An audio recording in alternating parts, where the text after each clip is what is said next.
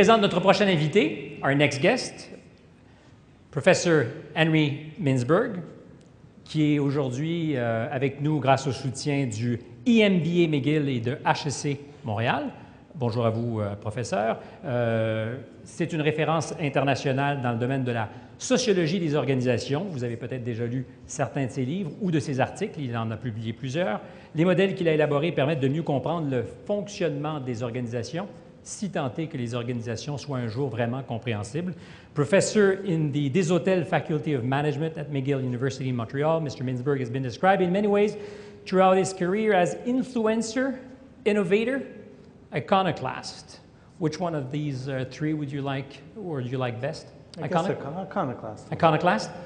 Why is that? I'll take them all. I'll take them all. Very good. But you were just telling me about your tombstone. I thought the story was rather funny. And what you'd like to see there? Well, I was interviewed. I was once interviewed. We had trouble setting it up, so we had to do it at 7:30 in the morning coming off a plane at Heathrow from Montreal. So I was kind of groggy, and he was asking me about competition among these so-called gurus, and there must be a lot of competition. Are you one? Guru? No, I don't like the term. I'm a swami. And, and I said, I really never felt any competition at all. It's just not an issue for me. And then I blurted this out, which sounds arrogant, but I don't think it is. I said, I never set out to be the best. It's too low a standard. I set out to be good. And so that'd be nice on my tombstone. I'll settle for good. In about another 30 years or so. Very good. And we at least have an hour to be good here on stage.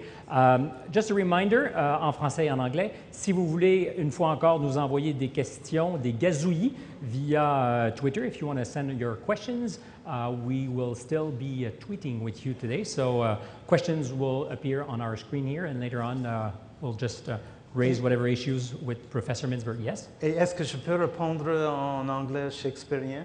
Of course, we would appreciate your best Shakespearean English. Okay.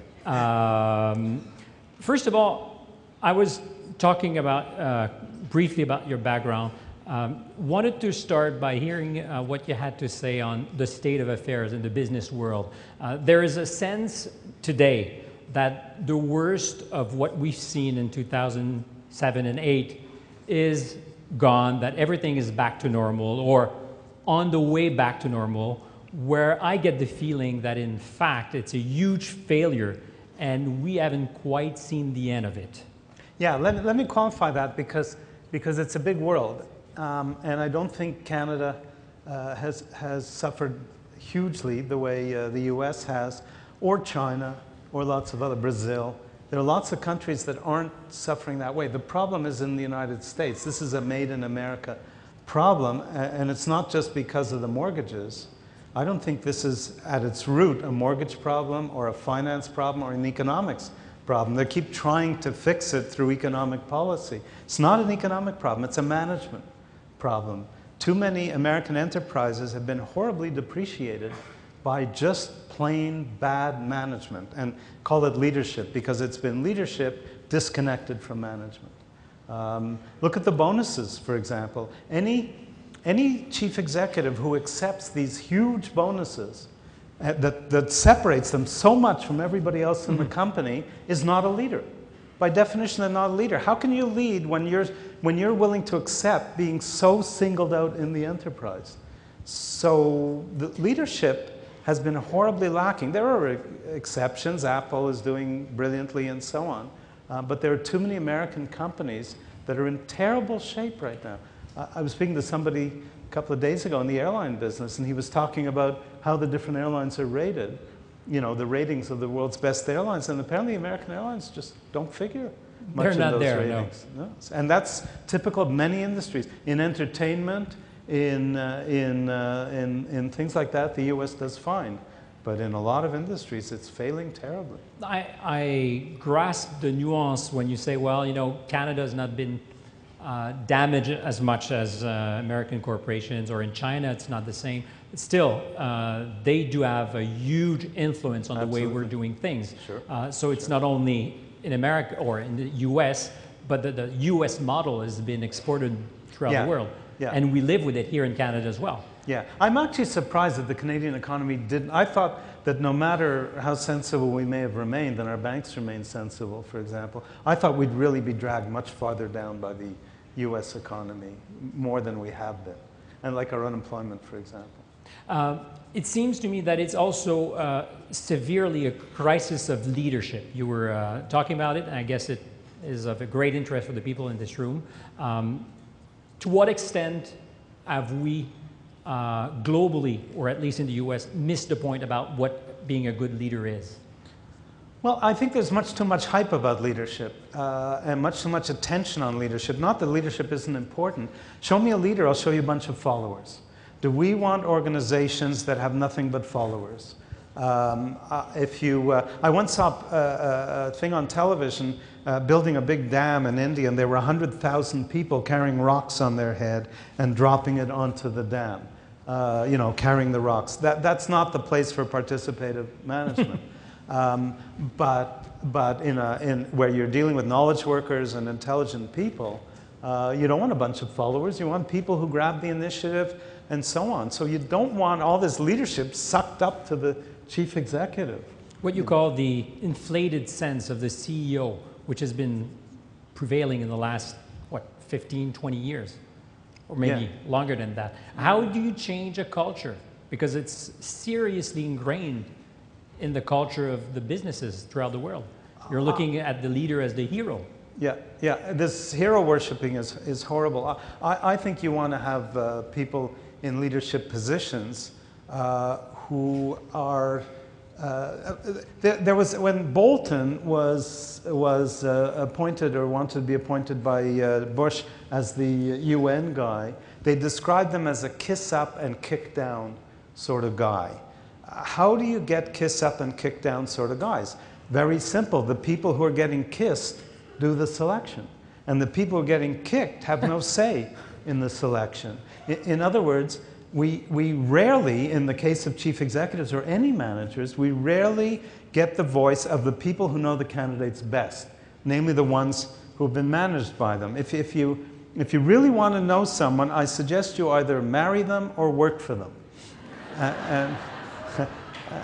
Which is the worst? It depends. That is the politically right way to answer that one.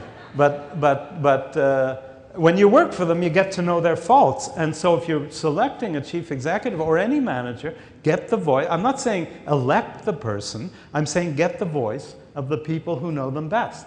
And the people who know them best are the ones who work for them. How many boards really tap into that kind of knowledge when they choose the chief executive? So they'll often choose someone who can impress outsiders, but is dismal on the inside. Now, there's one very famous company. It's probably represented in this room, but everybody in this room knows this company.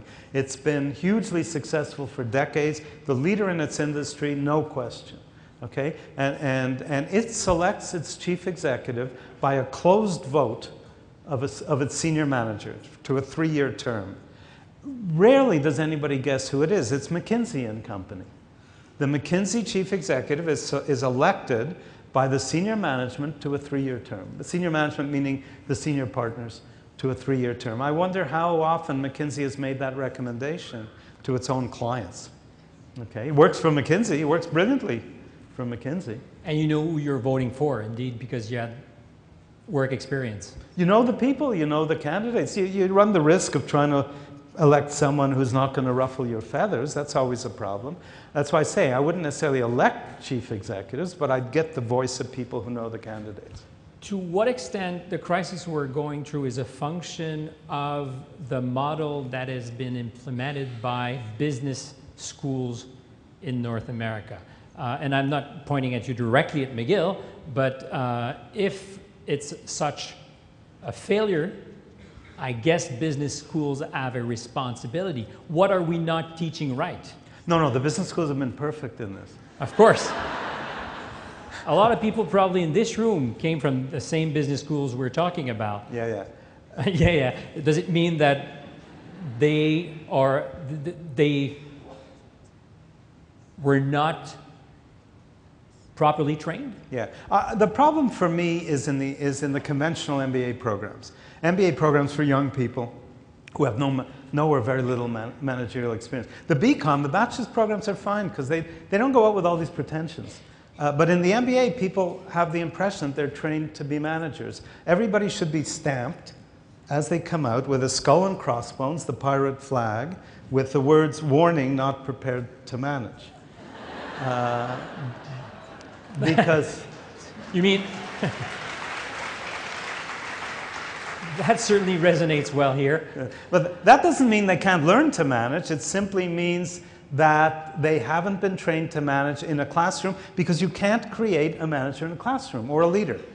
You can't create a manager or a leader in a classroom. It's not possible. Management is a practice. It's learned on the job. What you can do in the classroom is bring in people who are managers and get them reflecting and learning from each other on their own experience. And I can talk about that later. But you can't create a manager in a classroom. So anybody who graduates in an MBA program, a regular MBA, young people, I call teeny bopper MBA programs, who think they're prepared to manage are a danger in society. Now, what the MBA does brilliantly is train people in the business functions. Marketing, finance, accounting, those sorts of things. It does that well. And if that's what you want to learn, if that's what you realize you have learned, and then you join become an analyst on Wall Street or become a marketing researcher or whatever, that's fine. Just as long as you realize that if you're going to be a manager, you're going to have to learn how to be a manager.